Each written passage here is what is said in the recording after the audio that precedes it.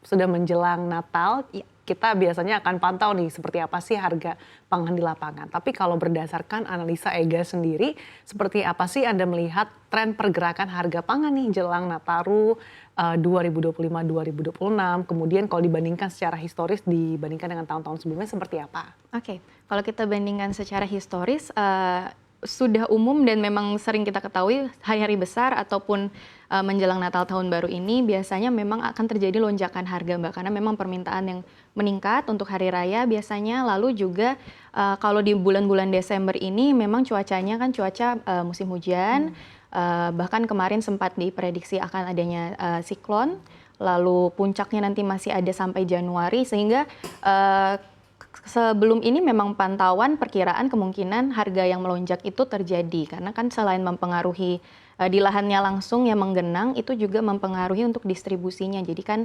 medannya jadi mungkin tidak semudah yang iya betul, jadi terhambat. Nah, tapi yang terjadi adalah tahun ini ternyata harga cenderung stabil, bahkan ada beberapa yang turun. Yang tadinya kemarin kita prediksi bisa naik tinggi, melonjak tinggi seperti cabai, ternyata masih dalam kondisi stabil dan kenaikan kemarin sempat ada kenaikan tapi hanya kenaikan tipis. Jadi bisa dibilang harganya untuk Nataru tahun ini ternyata baik, tidak ada lonjakan yang membuat kita panik gitu ya Mbak. Ya, Oke, artinya harga pangan relatif terjaga ya untuk Nataru tahun 2025-2026 ini. Sebetulnya mungkin patut disyukuri, tapi artinya ini terjadi anomali dong dibandingkan dengan tahun-tahun sebelumnya. Apakah ini menunjukkan bahwa memang tingkat konsumsinya ini tidak setinggi musim tahun-tahun sebelumnya? Tidak hanya itu saja sih Mbak, mungkin lebih ke karena mitigasinya sudah lebih matang dari tahun-tahun yang sebelumnya. Jadi sudah melihat dari perkiraan cuaca yang akan ada seperti apa, lalu ditambah sudah semakin tegas dalam memastikan harga eceran tertingginya semua rata begitu. Mungkin kita memang melihat masih ada harga-harga yang tinggi seperti untuk di area wilayah 3 atau di area Papua atau wilayah timur Indonesia memang harganya masih tinggi karena untuk logistik distribusinya memang lebih challenging. Tetapi untuk yang di sentra dia memang masih bisa dibilang stabil. Dan memang mungkin kalau Mbak Sasa bilang anomali, ya kita bisa bilang juga ya kok berbeda dari tahun-tahun sebelumnya, ya patut diapresiasi sih ya Mbak ya, karena akhirnya berarti semakin hierarki dari atas ke bawah sampai dari hulu sampai ke hilir ke pasar lalu ke konsumennya berarti sudah semakin tegas dan terawasi dengan baik gitu. Nah, tapi kalau dilihat dari segi tren, sebetulnya harga pangan apa aja sih yang biasanya justru melonjak nih jelang Nataru? Biasanya justru melonjak, yang concern itu biasanya daging sapi ya Mbak, daging sapi, lalu tentu telur dan juga daging ayam.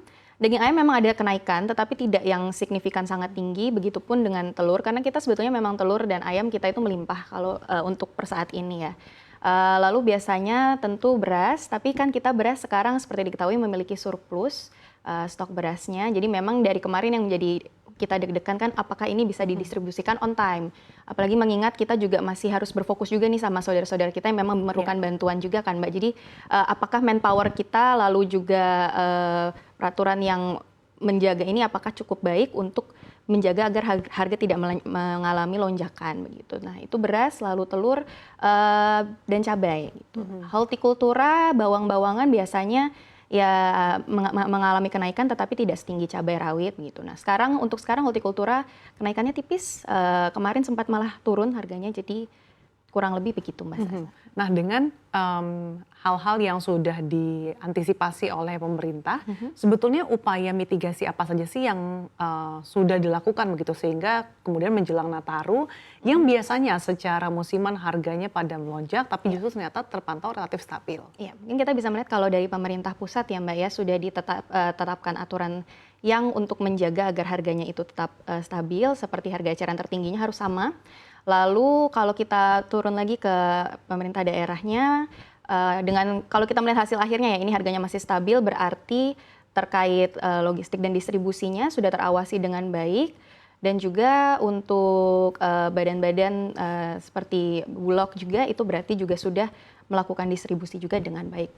Kalau untuk kita lihat mitigasinya sih sebetulnya kurang lebih itu ya Mbak. Karena kan kalau kita lihat dari tahun ke tahun kenapa ada lonjakan ya kadang kan ada yang di-keep lalu harganya dimainkan gitu. Nah, berarti sekarang sudah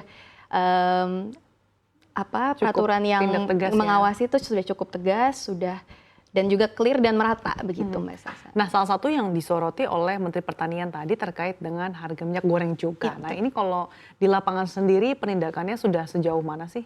Untuk penindakan, beberapa kali kami dengar memang sudah ada intervensi langsung datang ke pasar juga untuk pengecekan. Karena kita mungkin sepertinya sama Mbak Sasa juga dulu kita pernah ngobrol ya terkait minyak yang kandungannya tidak sama ininya. Nah, sekarang memang sudah semakin diawasi. Jadi untuk harga masih tinggi karena ya kembali lagi memang musimnya, tetapi tidak setinggi lonjakan di tahun sebelumnya, Mbak. Jadi kalau ini berarti di pasar itu merata dan tidak di-keep atau pemain-pemain nakalnya sudah lebih patuh begitu. Sehingga kalau misalkan yang tadi ada penyelewengan, ini justru yang membuat salah satu faktor yang cukup besar ya dalam membuat harga pangan justru melonjak. Nah, tapi dengan tren harga pangan yang bisa dikatakan relatif terkendali saat ini, artinya apakah ini juga tidak akan terlalu berdampak pada nanti mungkin proyeksi realisasi inflasi di akhir tahun ini ya, Kak? Kalau dampaknya, kalau kita lihat sekarang dengan yang terutama beras ya, seharusnya berarti tidak dampaknya tidak sebesar itu.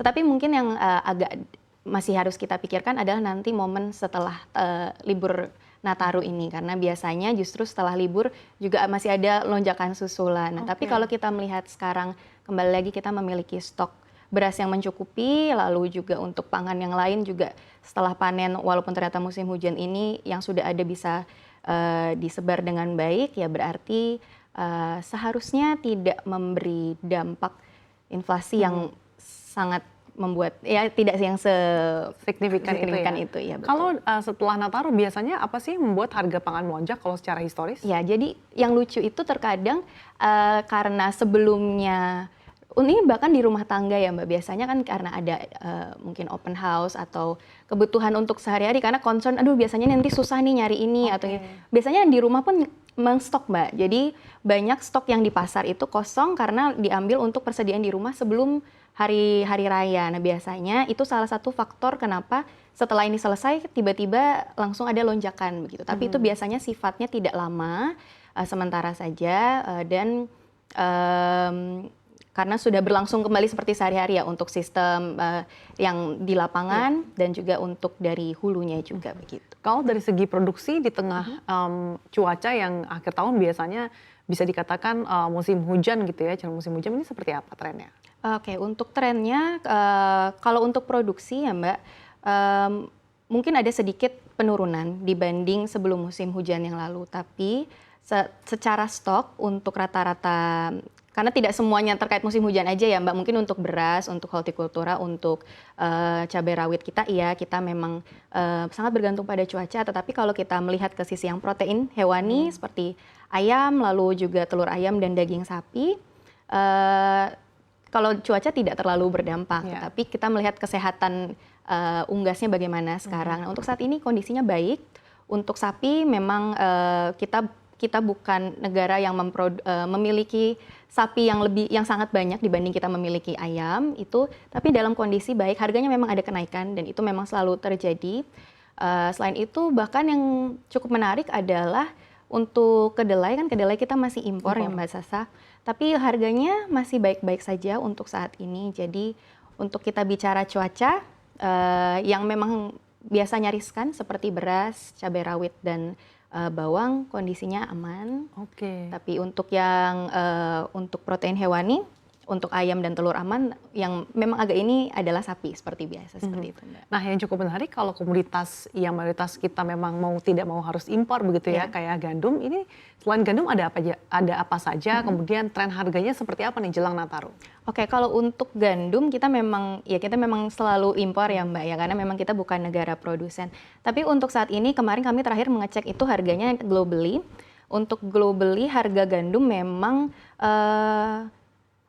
stabil sih Mbak, sebenarnya stabil. Jadi kemarin ini hanya kenaikan itu sekitar 2% untuk secara global. Jadi tidak ada lonjakan ataupun kurangnya pasokan gandum.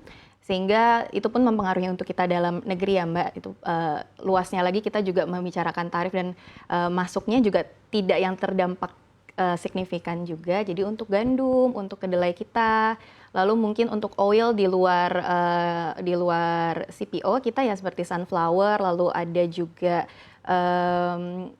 ya sunflower oil dan minyak nabati lainnya. Kondisinya juga secara harga globally dan dalam negeri masih aman. Nah,